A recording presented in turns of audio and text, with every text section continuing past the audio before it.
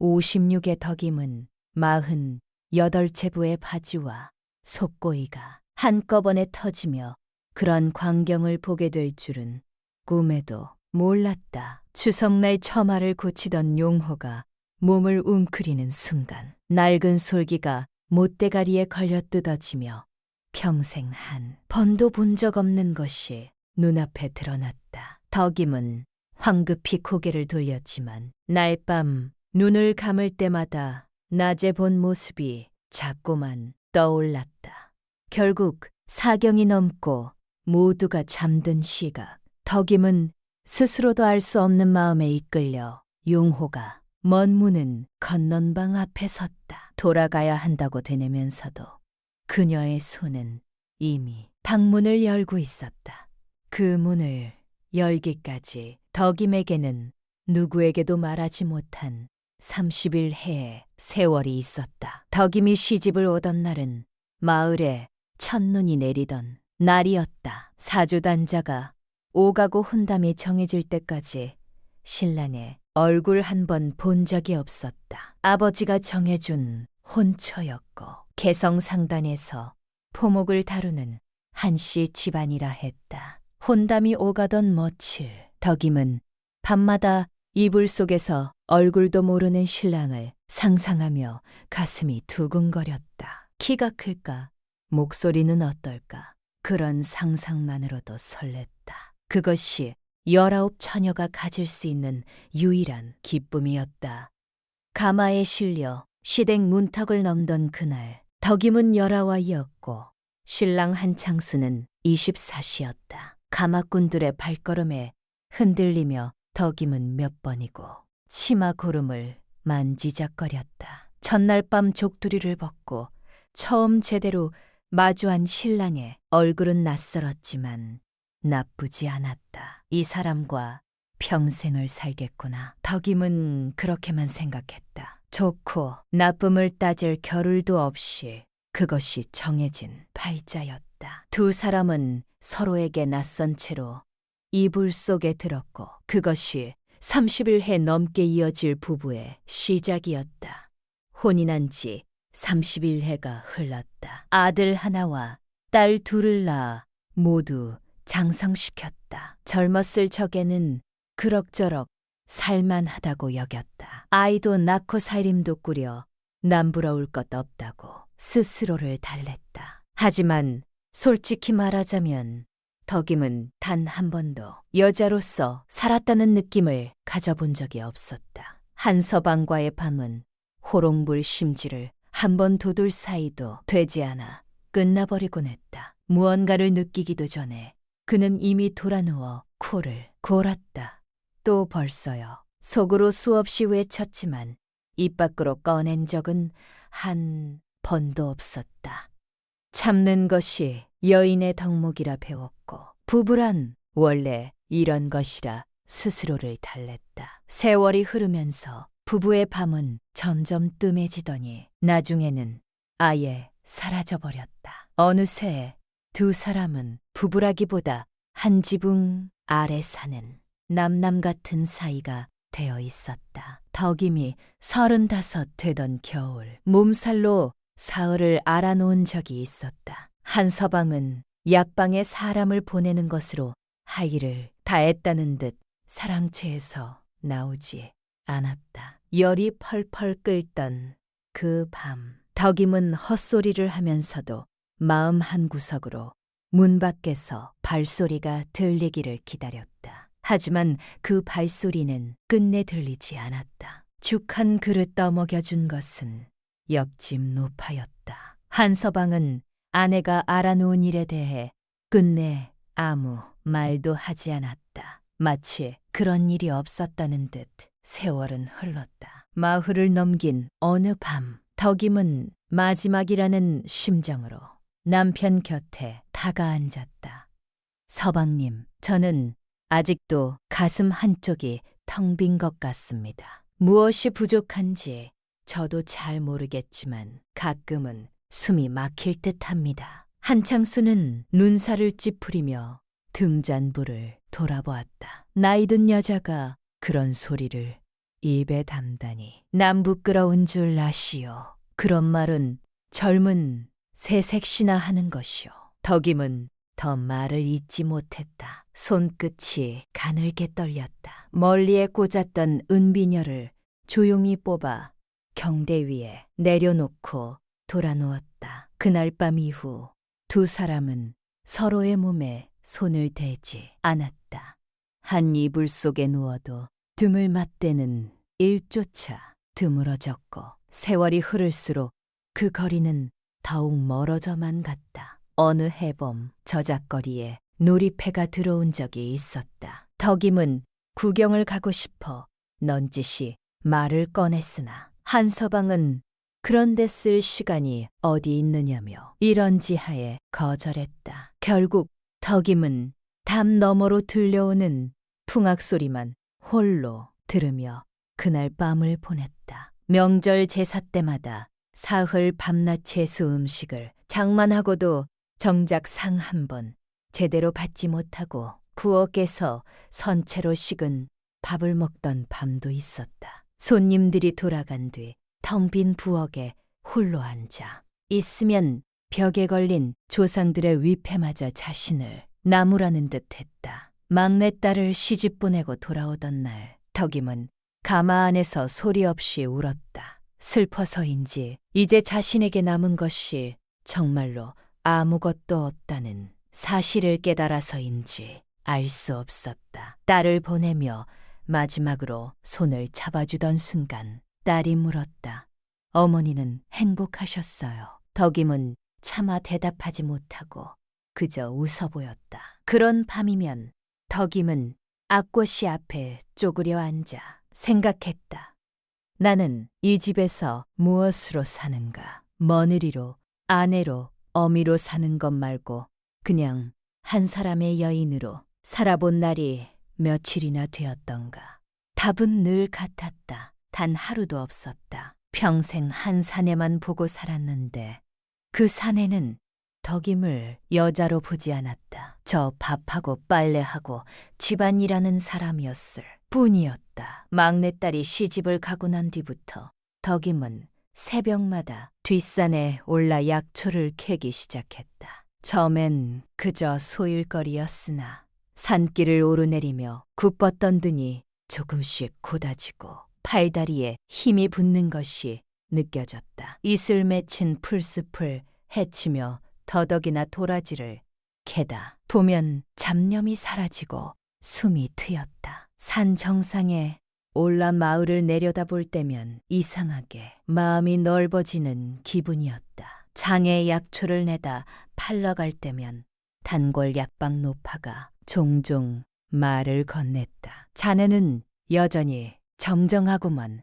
낯빛도 좋고. 그런 말 한마디가 덕임의 가슴에 오래도록 따뜻하게 남았다. 어느 날 산길 옆 냇물에 비친 제 얼굴을 가만히 내려다보다가 문득 깨달았다. 나는 아직 완전히 늙지 않았구나. 우물가에서 만나는 이웃 아낙들과 이런저런 이야기를 나누는 것도 낙이었다. 너희 집 며느리가 시집을 잘 갔네. 너희 집 사이가 어떻네 하는 시시콜콜한 이야기 속에서 덕임은 잠시나마 자신이 살아있는 사람처럼 느껴졌다. 하지만 그 기운은 집안에 들어서는 순간 신기루처럼 사라졌다. 한서방의 무표정한 얼굴은 언제나 덕임의 설렘을 지워버렸다. 저녁상을 차려놓아도 수고했소 한마디 없이 묵묵히 숟가락을 들 뿐이었다. 그해 추석이 가까워지자 장터는 대목을 앞두고 부산했다. 포목전에는 새 옷감을 사려는 아낙들이 줄을 섰고 떡집 앞에서는 인절미 치는 소리가 온종일 끊이지 않았다. 덕임도 며칠 동안 전을 붙이고 송편을 빚느라 손목이 저릴 지경이었다. 덕임의 집이 명절 자리로 정해졌다. 아버지는 일찍 세상을 떠났고 어머니는 다리가 성치. 아나 손수 음식을 장만하기 어려웠다. 맏딸인 덕임이 집도 가장 넓었기에 몇 해 전부터 어머니와 두 동생 내외를 불러 제사와 명절을 도맡아 치러 왔다. 둘째, 정순과 막내 말순, 그리고 각자의 가족들이 모두 모였다. 정순의 남편은 성실하지만 말수가 적은 사람이었고 두 사람 사이에는 그럭저럭 무난한 정이 흐르고 있었다. 정순은 늘 언니와 막내 사이에서 중심을 잡아주는 역할을 했다. 말순의 남편 차용우는 48후 덕임보다 8살 아래였다. 장터에서 목수일을 하는 그는 손재주가 좋아. 농기구나 집안의 나무 살림이 망가지면 곧잘 손봐주곤 했다. 키가 크고 인상까지 반듯해 덕임은 처음 보았을 때부터 괜찮은 사람이라 여겼다. 덕임과 말순 사이에는 남다른 정이 있었다. 아버지가 돌아가시던 해 어린 말순이 고열에 시달리자 16이던 덕임은 밤새 동생을 등에 업고 냇가를 오가며 찬 수건을 갈아주었다. 뜬 눈으로 지새운 그 밤을 말순은 커서도 종종 이야기하곤 했다. 말순이 시집 가던 날에는 덕임이 손수 혼례복을 짓고 새벽같이 일어나 동생의 멀리를 곱게 빗겨주었다. 날 말순은 언니의 손을 꼭 잡고 말했다. 언니는 나한테 반은 어머니 같아요. 말을 덕임은 여태 잊지 않고 있었다. 이번 추석에도 말순은 언니가 좋아하는 도토리묵을 손수 쑤어 이고 왔다. 차례상을 차리는 동안 집안은 분주했다. 마당에는 멍석이 깔리고 아이들이 뛰어놀았다. 여인들은 부엌에서 전을 부치고 나무를 묻혔다. 용호는 그 와중에도 물동이를 나르고 무거운 것들을 옮기며 부엌을 여러 번 오갔다. 그러다 말순의 어깨에 묻은 고춧가루를 털어주려 손을 뻗은 순간 말순이 저도 모르게 몸을 움찔 뒤로 물렸다. 용호는 곧바로 손을 거두었고 얼굴에서 웃음기가 오터졌다. 잠깐의 정적이 흘렀다가 다시 아무 일 없었다는 듯 넘어갔다. 광경을 덕임은 곁눈으로 스쳐보았지만 그때는 무슨 뜻인지 미처 헤아리지 못했다. 부엌 쪽 처마가 며칠 전 내린 비에 한쪽이 내려앉아 있었다. 용호는 두루마기를 벗어걸어 두고 저고리 바람으로 사다리에 올랐다. 처형님은 아래에서 사다리만 붙잡아 주십시오. 위험합니다. 덕임은 사다리 다리를 붙잡고 그를 올려다봤다. 말순은 어머니와 이야기를 나누느라 자리를 비웠고 한창수는 사랑채 마루에서 술잔을 기울이며 그 광경을 보고도 일어나지 않았다. 용호가 몸을 웅크려 기회장을 들어 올리는 순간 낡은 바지와 속고의 솔기가 튀어나온 못대가리에 함께 걸려 길게 뜯어졌다. 틈으로 드러난 것을 본 덕임은 숨이 멎는 듯했다. 평생 단 한 번도 본 적 없는 광경이었다. 용호도 뒤늦게 알아차리고 황급히 몸을 돌렸다. 송구합니다. 바지가 그만. 그는 얼른 사다리에서 내려왔고 덕임은 달아오른 얼굴을 감추며 시선을 돌렸다. 괜찮습니다. 안에 한 서방옷이 있으니 먼저 갈아입으십시오. 용호가 옷을 갈아입으러 간 사이 덕임은 부엌 아쿠시 앞에 손을 짚고 숨을 골랐다. 가슴이 미친 듯이 뛰고 있었다. 평생 작고 보잘것없는 것만 보다가 갑자기 그런 것을 보니 충격이 너무 컸다. 날밤 덕임은 옆에 누운 한 서방의 무심한 숨소리를 들으며 잠들지 못했다. 낮에 본 것이 자꾸 눈앞에 어른거렸다. 30년 넘게 함께 잔 사람인데 이 사람은 지금 내가 무슨 생각을 하는지 짐작도 못하겠구나. 그런 생각이 서러움처럼 밀려왔다. 차례가 끝나고 사내들은 사랑채로 모였고 세 자매는 안채에 둘러앉았다. 화롯불 위 술병에서 김이 모락모락 올랐다. 술이 한두 잔 돌자 분위기가 풀렸고 이야기는 어느새 은밀한 쪽으로 흘렀다. 언니들은 요즘 서방님이랑 어때요? 말순이 목소리를 낮추어 물었다. 정순이 장난스레 뭐가 하고 되물었다. 가밀 말이에요. 순간 새 사이에 묘한 침묵이 흘렀다. 덕임은 잠시 망설이다. 술 기운에 솔직해지고 싶어졌다. 나는 솔직히 정을 나눈다는 게 뭔지도 잘 몰라. 정순이 놀라 물었다. 왜요? 형부가 뭐가 문제인데요? 너무 짧아서 말하면서도 얼굴이 화끈거렸다. 때 말순이 한숨을 쉬며 말했다. 저는 언니랑 정반대예요. 감당이 안 돼요. 매번 아파서 잠자리가 두렵기까지 해요. 그래서 요즘엔 아예 핑계를 대고 피하고 있어요. 말을 듣는 순간 덕임의 가슴이 철렁 내려앉았다. 낮에 본 장면이 다시 떠올랐다. 얼마나 하고 묻고 싶었지만 말을 삼켰다. 손이 떨렸다. 머릿속에 온통 한 가지 생각이 가득 찼다. 이런 생각을 하는 자신이 낯설었지만 금지된 상상은 멈추지 않았다. 술자리는 자정이 넘어서야 끝났다. 각자 자리로 돌아갔지만 덕임은 잠을 이룰 수 없었다. 정말일까? 낮에 본 그것이 호기심이 점점 커졌다. 아니, 호기심을 넘어 뭔가 더 원초적인 것이 꿈틀거리고 있었다. 사경이 넘어가고 집안이 고요해지자 덕임은 조심스레 몸을 일으켰다. 그냥 잠깐만 보는 것이다. 스스로에게 되뇌며 마루를 지나 용호가 자는 건넌방 앞에 섰다.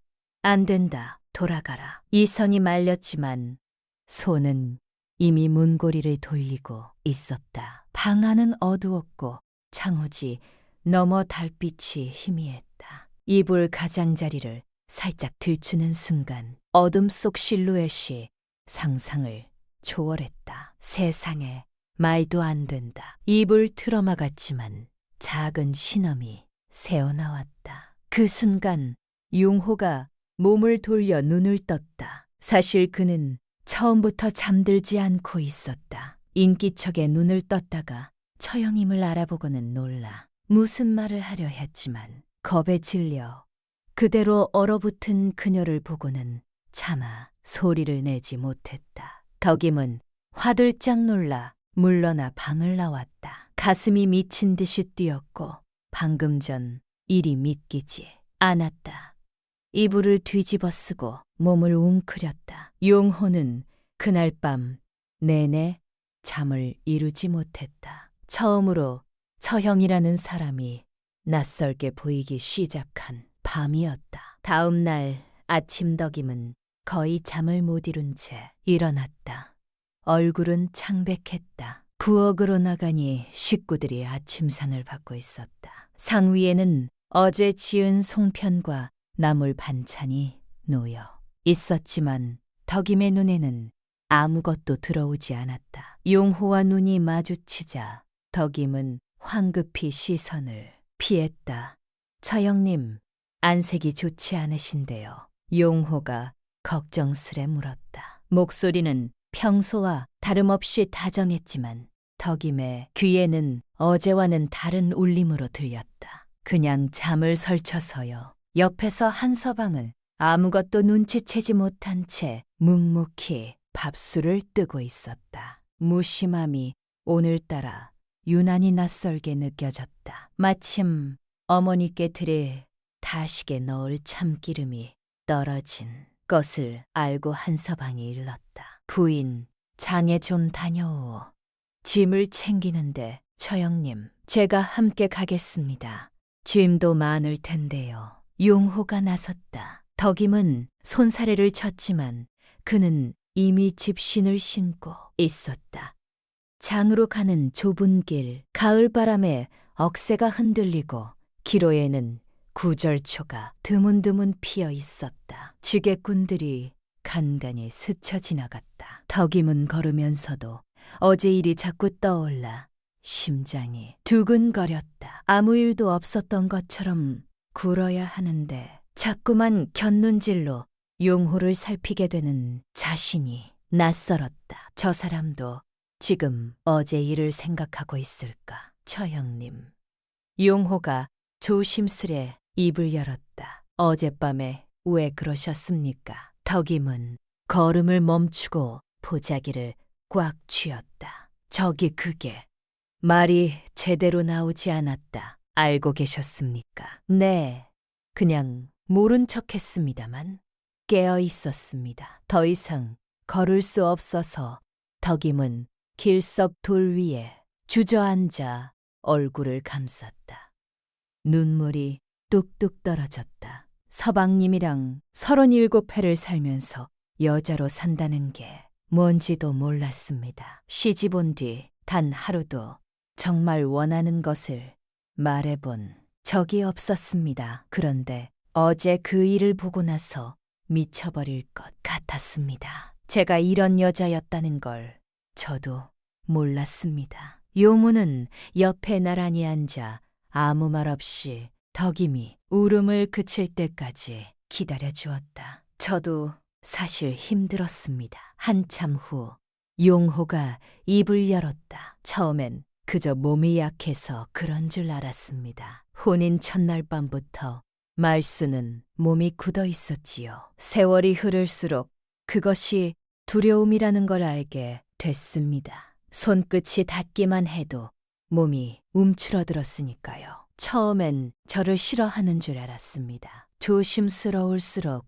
거리는 더 멀어지기만 했습니다. 언제부턴가 저도 다가가기를 포기했습니다. 사내로서, 남편으로서 저는 무엇을 잘못한 것인지 알 수가 없었습니다. 저 밤마다 등을 돌리고 눈 아래의 어깨를 바라보며 잠들 뿐이었습니다. 두 사람은 같은 고통을 겪고 있었다. 여자로 대접받지 못하는 여인과 아내에게 거부당하는 사내였다. 용호가 이내 정색하며 말했다. 처형님, 어젯밤 일은 없던 일로 해야 합니다. 저에게도 아내가 있고 처형님께도 서방님이 계시지 않습니까? 그의 목소리는 단호했지만 눈빛에는 흔들림이 남아 있었다. 덕임도 고개를 끄덕였다.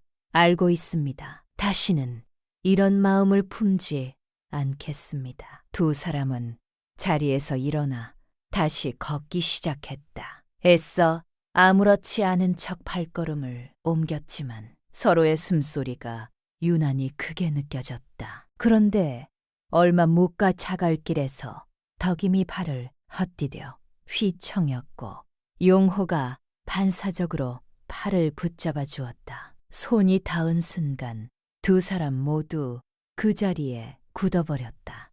용호가 먼저 손을 놓으려 했으나 덕임이 저도 모르게 그 소매를 붙들었다. 처형님, 이러시면. 그의 목소리가 갈라졌다. 덕임은 고개를 저었다. 알고 있습니다. 그래도 잠시만 이대로 있어 주십시오. 길가 언덕 너머에는 오래전 농사꾼들이 쓰다 버린 빈 초막이 하나 있었다. 두 사람은 아무 말 없이 그쪽으로 걸음을 옮겼다. 정말 괜찮으시겠습니까?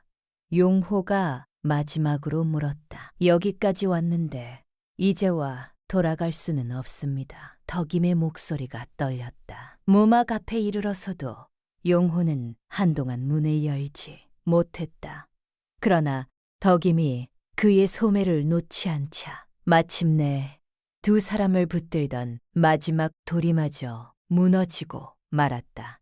처음에는 두려웠다. 천천히 조심스럽게 시작된 순간 덕임의 입에서는 저도 모르게 긴 숨이 새어나왔다. 지금껏 살아오며 한 번도 느끼지 못한 낯선 충만함에 눈물이 흘러내렸다. 정신을 차렸을 때 덕임은 용호의 품 안에서 가쁜 숨을 고르고 있었다. 일을 치른 뒤 두 사람은 한동안 서로를 마주보지 못했다.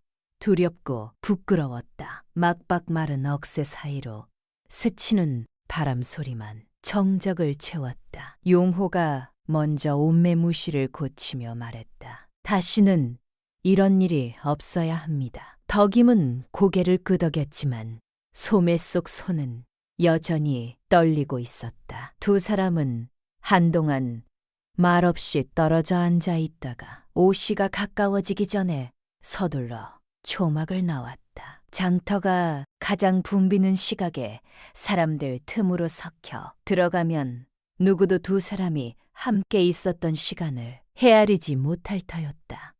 장터로 돌아오는 길 서로 눈을 마주치지 못한 채 나란히 걸었다. 참기름과 다시거리를 사는 내내 덕임의 손이 떨렸다. 장사치가 몇 번이나 물건값을 다시 불러야 했다. 집에 가까워질수록 덕임의 가슴은 죄어들었다. 이 얼굴로 어떻게 식구들을 마주하나. 하지만 대문을 들어서자 뜻밖에도 아무 일 없었던 것처럼 태연한 얼굴이 만들어졌다. 사람이 이렇게도 낯빛을 감출 수 있는가. 덕임은 스스로도 놀랐다. 날부터 명절이 끝날 때까지 덕임은 용호와 단둘이 마주치지 않으려 애썼다. 부엌에서 그의 발소리가 들리면 일부러 뒤뜰로 돌아갔고, 용호도 물을 길어오라는 말이 있으면 다른 식구에게 부탁했다. 두 사람은 다시는 같은 잘못을 저지르지 않겠다고 마음먹은 듯 서로를 피했다. 그러나 마지막 날 용호가 떠날 채비를 하며 덕임에게 보자기를 건넸을 때 안쪽에서 작게 접힌 종이 한 장이 떨어졌다. 누구에게도 들키지 않도록 돌아가신 뒤 읽으십시오. 용호는 그 말만 남기고 고개를 숙였다. 종이에는 끝내 전할 말이 남는다면 장터 어귀 돌다리 밑갈라진 주축돌 사이에 글을 남겨달라는 한 줄이 적혀 있었다. 덕임은 종이를 악관이에 태웠지만 그 문장은 멀릿속에서 지워지지 않았다. 식구들이 떠난 뒤 몇 번이나 서찰을 쓰다 찢으며 열흘을 버텼다. 열흘째 되던 새벽, 덕임은 끝내 짧은 글 한 줄을 남겼다. 날 일을 잊으려 했으나 제 마음이 말을 듣지 않습니다. 참기름을 사러 간다는 핑계로 집을 나선 덕임은 장터 어귀에 오래된 돌다리 밑갈라진 주축돌 사이에 서찰을 넣었다. 다음 장날 같은 자리에 용호의 답잔이 놓이면서 그곳은 두 사람이 남몰래 마음을 주고받는 자리가 되었다. 만날 때마다 두 사람은 오래도록 이야기를 나눴다. 어린 시절 이야기, 살아온 이야기, 처음으로 누군가에게 온전히 털어놓는 이야기들이었다. 서로의 지난 삶을 알아갈수록 두 사람은 더 깊이 서로에게 빠져들었다. 돌다리 아래에서 서찰을 주고받기 시작한 지 얼마 되지 않았을 때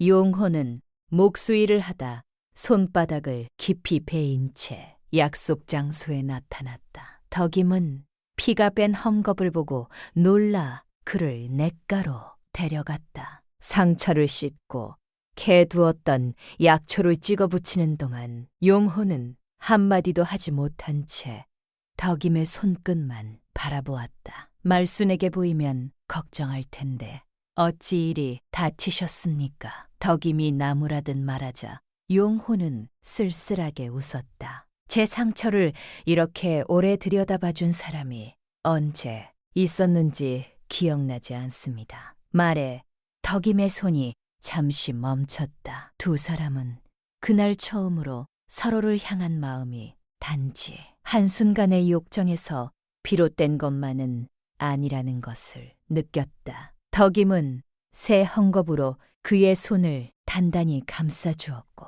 용호는 돌아가는 내내 그 매듭을 풀지 않았다. 가을비가 내리던 어느 날 덕임이 멀리에 꽂았던 나무 비녀가 비에 젖어 갈라졌다. 용호가 그 부러진 조각을 조용히 주워 손에 넣었다. 다음 만남에서 그는 손수 깎은 새 비녀를 내밀었다.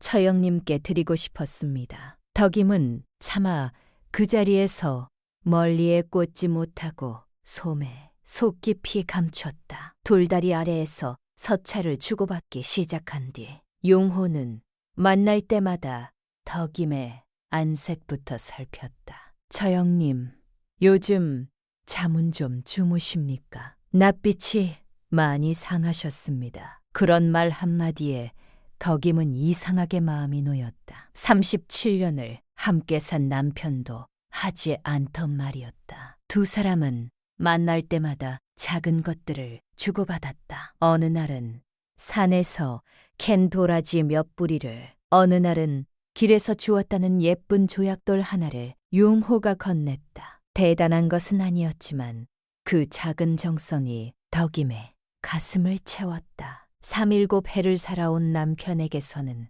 단 한 번도 받아보지 못한 것들이었다. 덕임은 어릴 적 아버지가 데려간 저작거리에서 엿을 사 먹었던 기억을 들려주었고, 용호는 어머니를 일찍 여의고 형수 손에 자란 이야기를 나눴다. 서로의 지난 삶을 알아갈수록 두 사람은 더 깊이 얽혀들었다. 어느 날 장터 뒤편 둑길에서 만났을 때 용호가 불쑥 물었다. 처형님은 어릴 적 어떤 아이였습니까? 덕임은 잠시 웃었다. 말괄량이었지요. 나무도 잘 타고 아버지를 졸라 서당 앞까지 따라가 글 읽는 소리를 훔쳐 듣기도 했습니다. 용호도 따라 웃었다. 저는 반대로 조용한 아이였습니다. 형수님 손에 자라며 늘 눈치를 보았지요. 그런 사소한 이야기들을 나눌 때마다 두 사람은 서로에게 조금씩 더 가까워지는 것을 느꼈다. 이것이 단지 몸이 이끌린 것만은 아니었구나. 덕임은 그렇게 생각하기 시작했다. 늦가을 어느 장날 두 사람은 냇가 버드나무 아래서 만나기로 했다. 덕임이 먼저 도착해 기다리는데 하늘이 흐려지더니 굵은 빗방울이 떨어지기 시작했다. 삿갓도 없이 나온 터라 덕임은 버드나무 밑동에 몸을 붙이고 비를 피했다. 얼마 지나지 않아 용호가 싹간 하나를 들고 뛰어왔다. 늦어서 죄송합니다. 그가 삿갓을 덕임의 멀리 위에 씌워주고는 정작 자신은 그대로 비를 맞았다. 차 서방이 젖지 않겠습니까? 괜찮습니다. 처형님이 젖는 것보다는 낫습니다. 빗속에 서서 서로를 바라보던 그 순간 덕임은 이 초라한 처지가 조금도 서럽지 않았다. 한 번은 방앗간 앞에서 콩을 고르던 노파가 덕임을 붙잡고 지나가는 말처럼 물었다. 요즘 자네 장날마다 어디를 그리 다니는가? 지난 장날엔 말순이 사는 아랫마을 쪽에서 자네를 봤다는 이도 있던데. 덕임의 가슴이 철렁 내려앉았다. 그날 이후 두 사람은 보름 넘도록 만나지 않았다. 덕임은 매일 밤 잠을 이루지 못했고 돌다리 밑 갈라진 주축돌 사이를 확인하는 손이 떨렸다. 그러다 어느 장날 우연히 마주친 순간 참았던 것이 다시 무너져 내렸다. 잘 지내셨습니까? 용호의 목소리가 갈라져 있었다. 이러면 안 된다는 것을 알면서도 안 된다는 것을 알기에 더욱 간절해졌다. 한 달이 지났다. 덕임은 완전히 달라져 있었다. 눈빛이 살아있었고 얼굴이 빛났다. 부인, 요즘 무슨 좋은 일이라도 있어? 한서방이 물었다. 아닙니다. 그냥 산나무를 캐러 다녀서 그런가 봅니다. 뒷말은 점점 자연스러워졌다. 하지만 가끔, 아주 가끔 말순 생각이 났다. 밤에 홀로 누워 있을 때면 그 생각이 파도처럼 밀려와 덕임을 짓눌렀다. 언니라는 사람이 동생의 서방을 이런 죄를 짓고도 벌받지 않는 것이 이상할 정도였다. 하지만 다음날 용호를 만나면 모든 죄책감은 눈 녹듯 사라졌다. 이런 자신이 스스로도 낯설고 무서웠지만 멈출 수가 없었다. 만남은 갈수록 대담해졌다. 처음엔 장터와 멀리 떨어진 둑길에서만 만나던 것이 어느새 인적 드문 산길에서도 만나게 되었다. 어느 날 산길에서 만난 두 사람은 낙엽이 수북이 쌓인 바위에 나란히 앉았다. 용호가 문득 물었다. 처형님은 두렵지 않으십니까? 덕임은 잠시 생각하다 대답했다.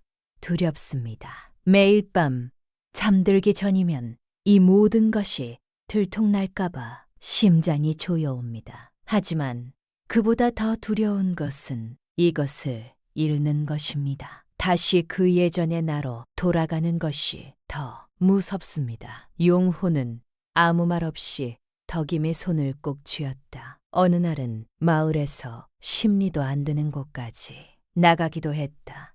처형님, 여기는 너무 가깝습니다. 용호가 불안한 얼굴로 말했다. 괜찮습니다. 아무도 모를 것입니다. 덕임은 이미 판단력을 잃고 있었다. 하루라도 그를 보지 않으면 견딜 수 없었다. 평생 신중하게 살아온 자신이 이렇게 달라질 줄은 몰랐다.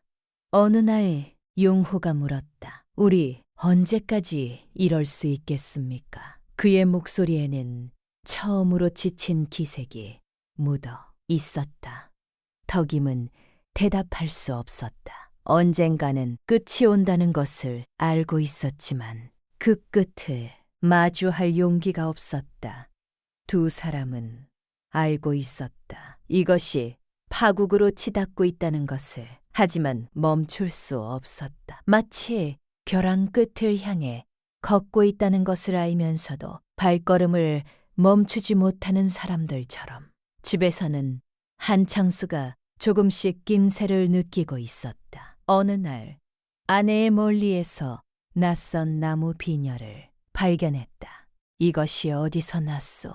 장에서 샀습니다. 덕임의 목소리가 미세하게 떨렸다. 그러나 비녀에 새겨진 물총새 무늬가 예전 용호가 집안에 만들어준 반나시 손잡이의 무늬와 닮아 있음을 한창수는 알아챘다. 그는 등잔불 아래서 오래도록 그 무늬를 들여다보았다. 설마 그럴 리가. 애써 그 생각을 지우려 했지만 밤마다 잠을 이루지 못하고 뒤척였다. 남 17회를 살아온 아내를 의심한다는 것 자체가 낯설고 불편했다. 비슷한 시기 말순도 남편이 장날마다 자취를 감추는 것을 이상히 여기고 있었다. 처음에는 그저 볼 일이 있으려니 여겼으나 돌아올 때마다 눈빛이 묘하게 들떠있는 것이 마음에 걸렸다. 언니를 찾아가 넌지시 물었으나 덕임은 얼버무렸다. 어색한 대답이 오히려 말순의 의심을 짙게 했다.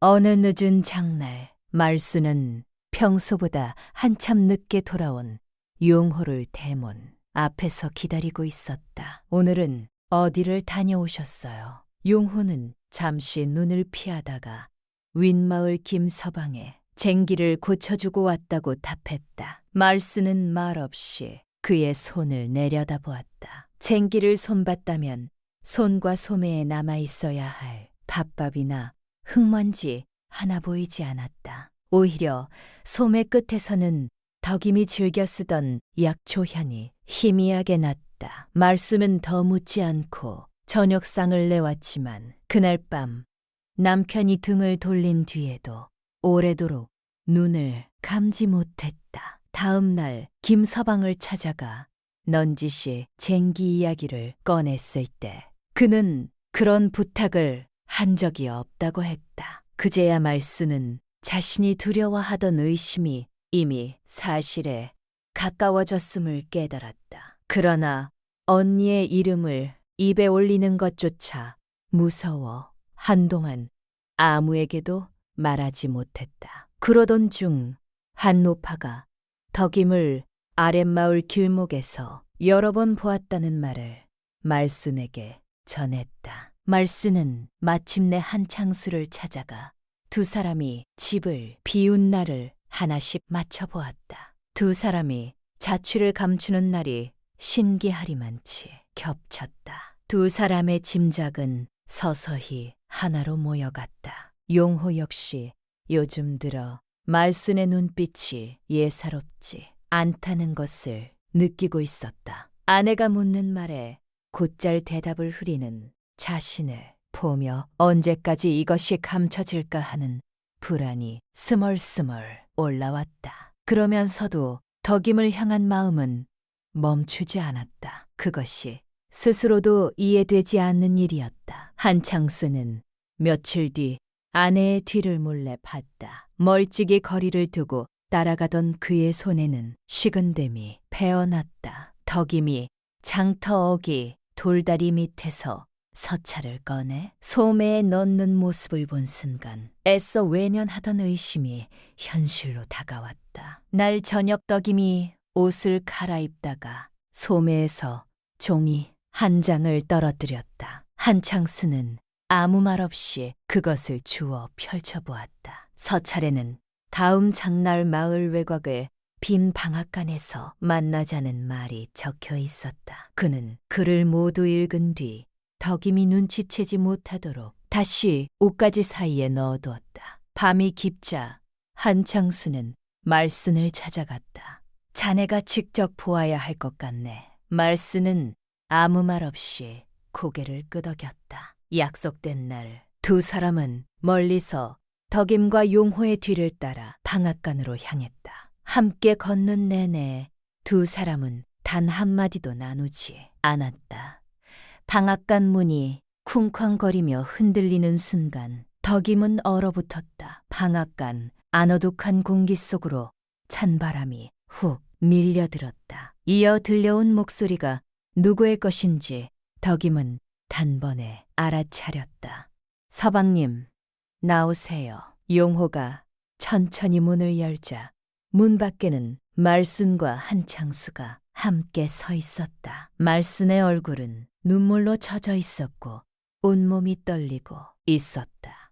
그녀가 떨리는 목소리로 물었다. 내가 언니에게 아프고 두렵다고 말한 것이 내 서방을 가져도 된다는 허락으로 들렸어? 한마디에 덕임은 아무 대답도 하지 못했다. 집으로 향하는 길 아무도 입을 열지 않았다. 앞장선 한창수와 말순의 등을 바라보며 덕임과 용호는 몇 걸음 뒤에서 걸었다. 가을 해가 어느새 누엇누엇 넘어가고 있었다. 길가에 매달린 붉은 감들이 유난히 선명하게 보였다. 마치 이것이 지금까지 살아온 삶의 마지막 풍경이라도 되는 것처럼 내슨 말 없이 마을로 돌아갔다. 한창수는 사람을 보내 덕임의 어머니와 정순, 큰아들을 불렀고 용호의 집안에서는 그의 큰형이 찾아왔다. 그날 밤 덕임은 오래전 신방으로 쓰던 방에 홀로 머물렀다. 문 밖에서 사람들이 오가는 소리와 낮게 흐느끼는 소리가 간간히 들려왔다. 벽에 걸린 낡은 혼례 병풍을 바라보며 덕임은 뜬 눈으로 밤을 지새웠다. 날밤 덕임이 신방에서 뜬 눈으로 버티는 동안 한창수도 사랑채에 홀로 앉아 있었다. 등잔불 곁에는 오래전 덕임이 경대 위에 내려놓았던 은비녀가 놓여 있었다. 집안을 정리하던 며느리가 신방 서랍에서 우연히 찾아 건넨 것이었다. 한창수는 비녀를 손바닥 위에 올려놓고 마흘을 넘긴 아내가 가슴이 텅 비었다며 조심스레 말을 꺼냈던 밤을 떠올렸다. 그때 자신이 무슨 얼굴로 어떤 말을 했는지도 선명하게 되살아났다. 조금만 귀를 기울였더라면 달라졌을까. 그런 생각이 스쳤지만 곧 손을 움켜쥐었다. 자신의 무심함이 아내를 외롭게 했다는 것과 아내가 동생의 남편과 선을 넘었다는 것은 같은 죄가 아니었다. 이해할 수 있는 것과 용서할 수 있는 것은 달랐다. 한창수는 비녀를 다시 상자에 넣고 뚜껑을 닫았다. 그날 밤 그는 처음으로 자신도 이 혼인을 오래전에 버려두고 있었다는 사실을 인정했다. 이튿날 아침 모두가 한자리에 마주 앉았다. 어머니는 고개를 떨군 채 눈물을 흘렸다. 네가 어떻게 우리 집안 얼굴에 이런 먹칠을 할 수 있느냐. 아버지 제사는 무슨 낯으로 지내고 동네 사람들의 눈은 또 어찌 보려느냐. 정수는 아무 말도 못한 채 손수건으로 눈가만 눌렀다. 문 밖에 서 있던 큰아들이 한참 만에 방으로 들어왔다. 어머니에게 저희 자식들은 대체 무엇이었습니까? 어릴 적 어머니 무릎을 베고 자던 기억까지 이제는 무엇이 진짜였는지 모르겠습니다. 덕임은 입술만 떨 뿐 아무 대답도 하지 못했다. 아들이 등을 돌려나가자 덕임은 그 모습이 문 밖으로 사라질 때까지 눈을 떼지 못했다. 말순이 울먹이며 물었다. 언니, 어떻게 나한테 이럴 수가 있어요? 덕임은 천천히 고개를 들었다. 제가 겪은 외로움이 이 죄를 지워주지는 않는다는 것을 압니다. 말순아, 네가 내게 털어놓은 아픔을 내가 가장 잔인한 방법으로 되돌려 주었다. 용서를 바라지 않겠다. 다만 아무 일도 없었던 사람처럼 다시 한 서방 곁으로 돌아가 살 수도 없다.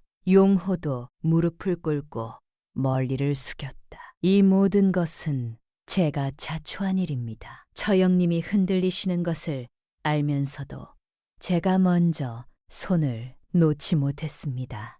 저 혼자 떠나겠습니다. 처형님을 붙잡지 않겠습니다. 그러나 덕임이 먼저 자리에서 일어났다. 제가 제 뜻으로 따라 나서는 것입니다. 말수는 눈물을 닦으며 등을 곱게 폰다. 저도 이제 저 사람과 부부로 살지 않겠습니다. 제가 아프고 두렵다는 말을 제대로 하지 못한 것은 제 잘못입니다. 하지만 그것이 언니가 제 서방을 데려갈 까닭이 될 수는 없습니다. 한창수가 오랫동안 침묵하다가 낮게 말했다. 오늘로 부인과의 인연을 끊겠소.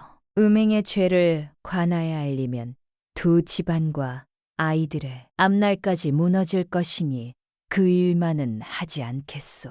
해가 지기 전에 이 집을 떠나시오. 그의 목소리에는 노기보다 깊은 피로가 담겨 있었다. 그는 끝내 아내의 얼굴을 다시 바라보지 않았다. 덕임과 용호는 그날로 짐을 꾸렸다. 37일 살아온 집을 마지막으로 둘러보는 덕임의 눈에 눈물이 고였다. 시집을 때 가져온 밭낫이 아이들이 자라며 남긴 손때 묻은 물건들을 두고 떠난다는 것이 실감나지 않았다. 악과시의 낯익은 그을음 마당 한켠에 심어놓은 감나무까지 눈에 담을 수 있는 모든 것을 눈에 담으려 애썼다. 자식들에게 차마 얼굴을 마주하고 작별하지 못한 채 먼 곳을 향해 절 한번 올리는 것으로 대신했다. 짐이라고 해야 옷보따리 하나가 전부였다. 두 사람은 아무도 모르는 먼 고을로 향했다. 걷는 내내 두 사람 모두 말이 없었다. 방 한 칸, 낡은 지랑아리 하나가 전부였다. 방구석에는 거미줄이 쳐져 있었고 바닥은 냉기가 그대로 올라왔다. 용호는 도착하자마자 소매를 걷어붙이고 방을 쓸고 갖기 시작했다. 부인은 좀 쉬십시오.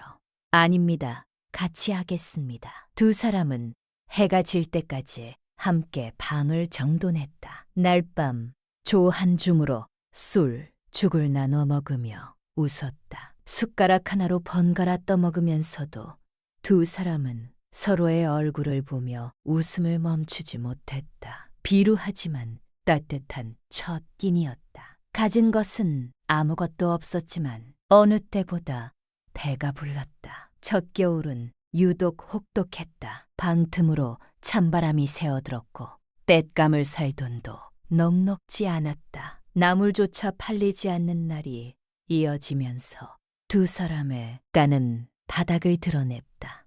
어느 밤 이불도 없이 떨던 덕임에게 용호가 제 겉옷을 벗어 덮어주었다. 서방님은요, 저는 괜찮습니다. 부인이 춥지 않은 것이 저한테는 더 중요합니다. 한마디에 덕임은 눈물이 났다. 급했지만 그 밤이 시집온 첫날 밤보다 더 따뜻했다. 그러나 근잎이 길어지자 균열도 찾아왔다.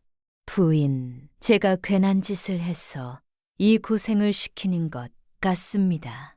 용호의 말에 덕임은 발끈했다가 그날 밤 서로 등을 돌리고 누웠다. 처음으로 찾아온 냉랭한 침묵이었다. 어둠 속에서 덕임은 생각했다. 내가 정말 옳은 선택을 한 것인가? 50일 해를 살아온 그 집이 부족했지만 적어도 굶지는 않았던 그 삶이 문득 그리워졌다. 다음 날 아침 용호가 먼저 손을 내밀었다. 어젯밤엔 제가 지쳐서 못난 소리를 했습니다. 용서하십시오.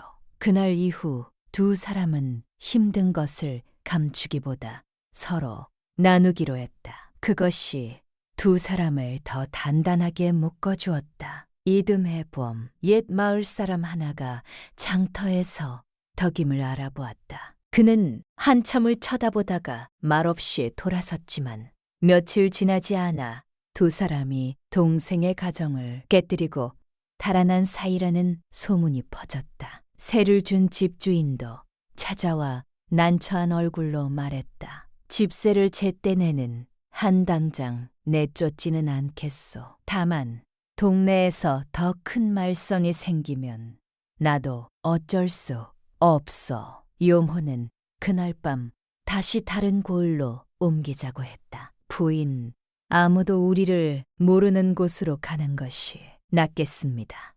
그러나 덕임은 고개를 저었다. 저는 이제 더 도망치지 않겠습니다. 제가 지은 죄는 숨는다고 없어지지 않습니다. 저 일한 만큼 정직하게 살겠습니다. 다음 날 덕임은 평소처럼 좌판을 펼쳤다. 며칠 동안은 사람들이 눈을 흘기며 지나갈 뿐 나무를 사려 하지 않았다. 그래도 덕임은 매일 같은 시각에 나와 자리를 지켰다. 옆집 노부부는 이전과 다름없이 남새밭에서 딴 오이를 건넸고 옆자리 안악도 말없이 덕임의 좌판을 함께 정리해 주었다. 어느 날 늘 나무를 사던 노파가 사람들 앞에서 엽전을 내려놓으며 말했다. 나는 이 사람이 살아온 내막을 다 알지는 못하네. 다만 거짓으로 물건을 팔지는 않는다는 것은 아네. 날 당장 모든 사람이 돌아온 것은 아니었다. 하지만 며칠 뒤 한 사람, 며칠 뒤 두 사람이 다시 좌판을 찾았다. 소문이 완전히 사라진 것은 아니었으나 덕임은 더 이상 그 소문을 피해 달아나지 않았다. 두 해가 지날 무렵 나무를 팔던 좌판에 나직은 얼굴이 나타났다. 덕임의 큰아들이었다. 수소문 끝에 어머니를 찾아온 것이었다. 처음에 그는 좌판 앞에 멀찍이 서서 한참을 망설였다. 다가서지도 돌아서지도 못한 채 먼 발치에서 어머니를 바라보기만 했다. 마침내 그가 걸어와 낮게 불렀다. 어머니. 한마디에 덕임은 손에 든 것을 떨어뜨렸다. 아들은 한참 말을 읽지 못하다가 물었다. 어머니는 저희를 두고 떠난 것을 후회하십니까? 덕임은 한동안 고개를 들지 못했다. 후회하지 않는다고 말할 수는 없다. 너희를 아프게 하고 어미가 곁을 떠난 것은 죽는 날까지 후회할 것이다. 다만 네 아버지 곁으로 돌아가 아무 일도 없었던 사람처럼 살아갈 수는 없었다. 아들의 눈에 잠시 원망이 스쳤다. 어머니 얼굴이 편안해 보여 다행이라고 생각하다가도 집에서 홀로 밥을 드시는 아버지를 보면 그런 마음을 가진 제가 죄스러워집니다. 말에 덕임의 가슴이 저릿했다. 아들은 완전히 용서하지 못한 채 가져온 쌀자루를 좌판 옆에 내려놓았다. 동생들에게는 어머니가 살아계시다고 전하겠습니다. 다시 오겠다는 약속은 하지 않았지만 돌아서기 전 그는 나지막이 어머니 하고 한 번 더 불렀다. 목소리에는 원망과 그리움이 함께 섞여 있었다. 덕임은 아들의 모습이 사람들 사이로 완전히 사라질 때까지 그 자리를 떠나지 못했다. 날이 밝으면 각자 일을 나갔다. 덕임은 장터 한 귀퉁이에서 나무를 팔았고 용호는 근처 주막에서 허드레시를 했다. 저녁에 마주 앉아 밥을 먹고 서로의 하루를 나누는 일상이 이어졌다.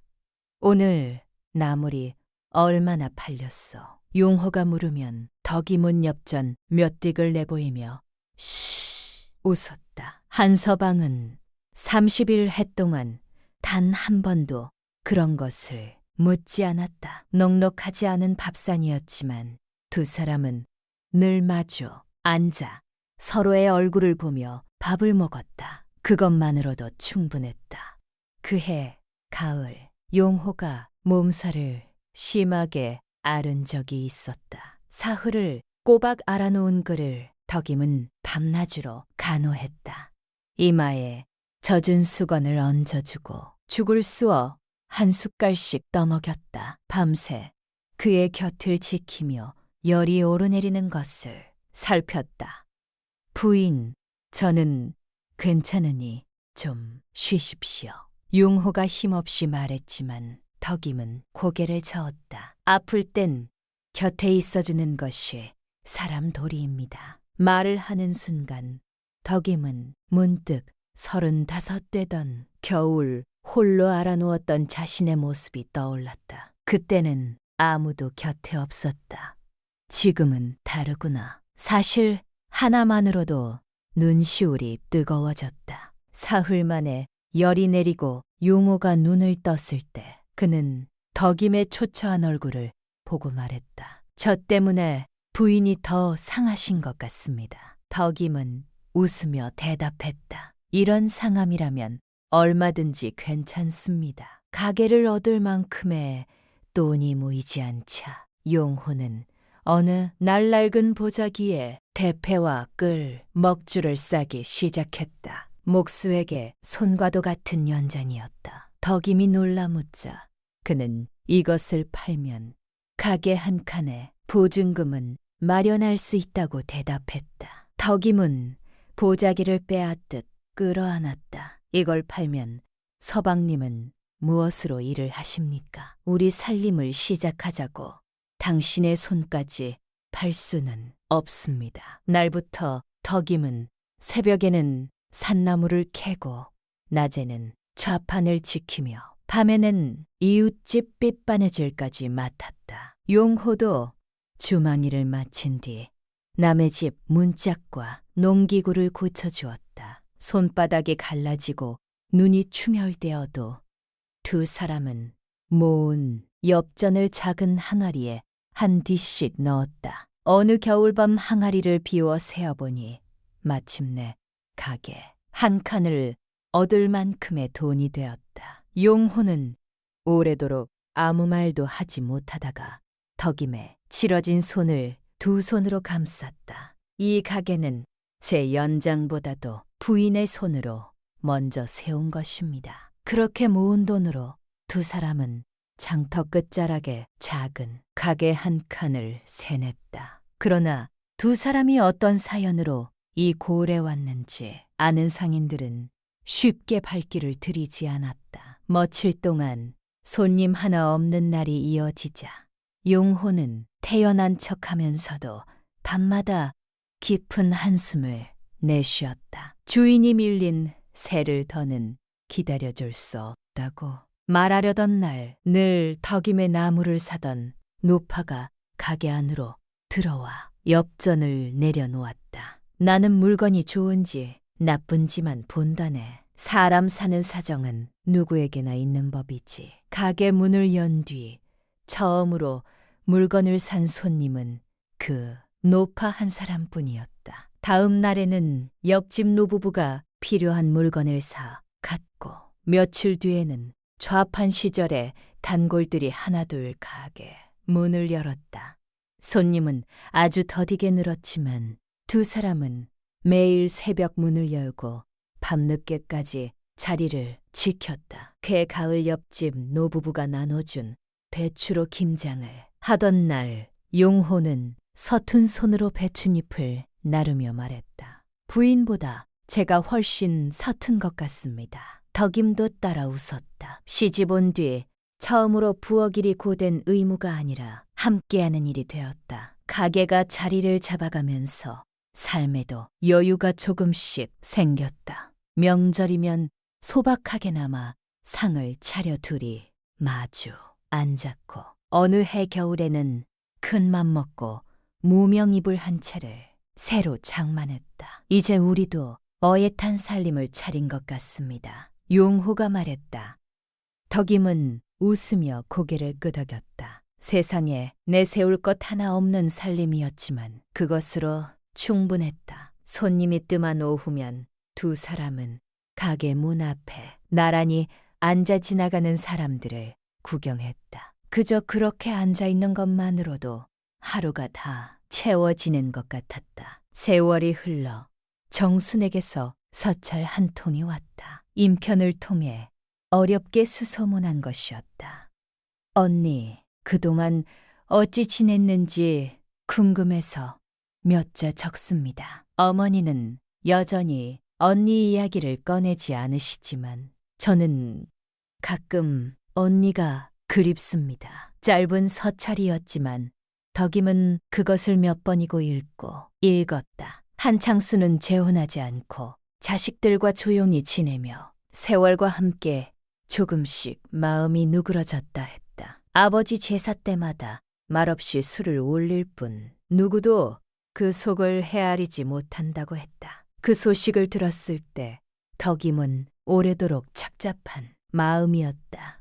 미안함과 씁쓸함 그리고 이상하게도 안도감이 뒤섞인 감정이었다. 말수는 진정에 얼마간 머물다가 이제는 스스로 집바느질을 하며 지낸다 했다. 정순의 서찰에는 이렇게 적혀 있었다. 막내는 이제 혼자 힘으로 서고 있어요. 누구의 도움도 받지 않겠다며 밤낮으로 바늘을 놀립니다. 언니를 아직 용서하지는 않았고 답장도 하지 않는다는 말에 덕임은 고개를 끄덕였다. 그것으로 되었다. 용서를 강요할 수는 없는 일이었다. 덕임은 그날 밤 답장을 써 내려갔다. 짧은 글이었지만 진심을 담아 동생의 안부를 묻고 자신이 부끄럽지 않게 살고 있다는 말을 적었다. 한 해가 지났다. 두 사람은 여전히 좁은 방에 살았지만 그곳은 세상 어디보다 포근했다. 봄이면 마당 한 구석에 심은 상추와 고추가 자라는 것을 함께 지켜봤고 여름이면 마루에 나란히 앉아 부채질을 하며 하루를 마무리했다. 겨울이면 화롯불 곁에 나란히 앉아 밤을 까먹으며 도란도란 이야기를 나눴다. 시간은 느리지만 확실히 흘러갔다. 어느 저녁 노을이 물든 둣방 위를 두 사람은 함께 걸었다. 손을 잡은 채 조용히 앉아 있었다. 고맙소. 용호가 속삭였다. 한마디에 모든 시간이 담겨 있었다. 덕임은 말없이 그의 손을 감싼다. 지 대답할 필요도 없었다. 저는요. 용호가 다시 입을 열었다. 가끔 이 모든 것이 꿈이 아닌가 싶습니다. 부인과 이렇게 마주 앉아 밥을 먹고 이렇게 손을 잡고 노을을 보는 것이 덕임도 같은 마음이었다. 평생 그런 것은 남의 이야기인 줄로만 알았다. 가게를 연 뒤 몇 해가 흐른 어느 첫설이 날 용호는 낡은 간판을 내리고 손수가 끈 새 나무 현판을 달았다. 거창한 이름은 아니었지만 두 사람이 함께 정한 이름이었다. 현판이 처마 아래 걸리는 것을 바라보는 덕임의 손은 처음 가게 문을 열던 날처럼 떨렸다. 30일내 넘게 남의 집 며느리와 아내로만 살아온 덕임이 처음으로 자신의 뜻과 이름을 담은 자리를 갖게 된 순간이었다. 무렵 정순에게서 두 번째 서찰이 왔다. 언니, 말순이는 요즘 제 집 근처에 작은 방을 얻어 혼자 지냅니다. 처음에는 사람들과 말도 섞지 않더니 이제는 이웃 안악들과 칫바느질감을 나누며 가끔 웃기도 합니다. 아직 언니를 용서했다는 말은 하지 않지만 제 힘으로 다시 살아가려 애쓰고 있습니다. 덕임은 서찰을 읽고 오래도록 눈시울을 붉혔다. 자신이 짓밟았던 동생의 삶이 조금씩 다시 일어서고 있다는 사실이 어떤 위로보다 크게 다가왔다. 그렇다고 그 소식이 자신이 지은 죄를 가볍게 해주는 것은 아니었다. 정순의 두 번째 서찰을 읽은 뒤 덕임은 며칠 동안 말순에게 보낼 겨울 저고리 한 벌을 쥐었다. 예전 말순의 홀레복을 만들 때처럼 소매 끝을 몇 버니고 뜯어 다시 꿰맸다. 완성한 저고리 위에 짧은 편지도 올려놓았다. 네가 나를 용서하지 않아도 마땅하다. 다만 추운 날 몸만은 상하지 않기를 바란다. 그러나 보자기를 묶으려던 손은 끝내 멈췄다. 자신이 건네는 옷과 사과가 말순에게는 또 다른 짐이 될 수도 있었다. 덕임은 편지를 불에 태우지 않고 저고리와 함께 반나시 깊숙이 넣어두었다. 언젠가 말순이 먼저 소식을 묻는 날이 온다면 그때 건네리라 마음먹었다. 오지 않더라도 어쩔 수 없었다. 용서를 구하는 일과 용서를 재촉하는 일은 달랐다. 그날 밤 덕임은 반드시 문을 닫으며 처음으로 사과조차 상대의 뜻을 기다려야 한다는 것을 깨달았다. 날 밤 용호가 가게 장구를 정리하는 동안 덕임은 곁에서 바느질을 했다. 특별할 것 없는 저녁이었지만 그 평범함이야말로 덕임이 평생 갈구했던 것이었다. 용호는 가게 문을 닫으며 오늘도 무사히 하루를 보냈습니다 하고 낮게 말했다. 덕임은 말없이 고개를 끄덕였다. 이 고을에 들어오던 날의 막막함과 소문이 돌던 날의 서늘함, 아들의 물음에 아무 대답도 하지 못했던 순간이 차례로 떠올랐다. 기억들은 여전히 아팠지만 이제는 더 이상 피하고 싶은 것이 아니었다. 다음 날 아침 덕임은 우물가에 나가 두레박을 들이웠다. 물속에 비친 얼굴을 가만히 내려다보았다. 주름은 깊어졌지만 눈빛은 살아있었다. 얼굴은 19개 가마를 타고 시집오던 처녀도 아니었고 30일 해를 부엌에서 소리 없이 늙어가던 안악도 아니었다. 자신이 얻은 평온이 말순과 한창수 그리고 자식들에게 남긴 상처를 없애주지는 못한다는 것을 덕임은 알고 있었다. 죄는 세월이 흐른다고 사라지는 것이 아니었다. 누구에게도 용서를 강요하지 않고 남은 생을 부끄럽지 않게 살아가는 것만이 자신이 감당할 몫이었다. 늦게 핀 꽃이라고 모두 향기로운 것은 아니었다. 어떤 꽃은 피어나는 동안 다른 가지의 깊은 상처를 남기기도 했다. 덕임은 그 상처까지 제 몫으로 아는 채 소매 속에 오래 감춰두었던 나무 비녀를 꺼내 천천히 멀리에 꽂았다. 처음으로 숨기지 않고 두레박이 물 위를 스치자 잔잔한 물결이 번졌다. 예순을 넘긴 덕임의 얼굴이 잠시 흐려졌다가 다시 또렷해졌다.